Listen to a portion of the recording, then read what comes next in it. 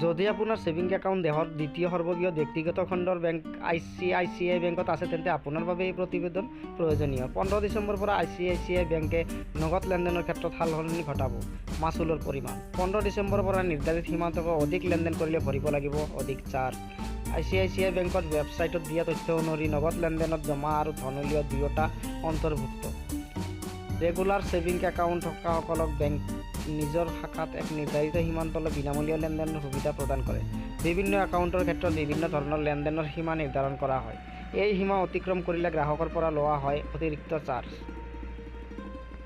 10 ডিচেম্বৰৰ পৰা কি সালসলনি হ'ব? গ্ৰাহকে প্ৰতি মাহে ৰেগুলাৰ ছেভিং একাউণ্টৰ পৰা 4 বাৰ বিনামূলীয়াকৈ ধন জমা বা উলিয়াব পাৰে। ইয়াৰ পিছত 150 টকা প্ৰতিটো ট্ৰাঞ্জেকশ্যনৰ বিপৰীতে ভৰিব লাগিব। নম্বৰ 2, গ্ৰাহকে হোম ব্ৰাঞ্চৰ পৰা মাহত 2 লাখ টকালৈ কোনো চাৰ্জ অবিহনে উলিয়াব পাৰিব। 2 লাখ টকাতকৈ অধিক ধন উলিয়ালে প্ৰতি 1000 টকা 5 টকাকৈ চাৰ্জ দিব লাগিব, যিটো ন্যূনতম 150 টকা হ'ব। নম্বৰ 3, থাৰ্ড পাৰ্টি ট্ৰাঞ্জেকশ্যনৰ ক্ষেত্ৰত প্ৰতিদিনে 25,000 টকালৈ লেনদেনত 150 টকা প্ৰতিটো লেনদেনত ভৰিব লাগিব। 25,000 টকাতকৈ অধিক ট্ৰাঞ্জেকশ্যনৰ অনুমতি দিয়া নহয়। ATM ট্ৰাঞ্জেকশ্যনৰ কি সালসলনি?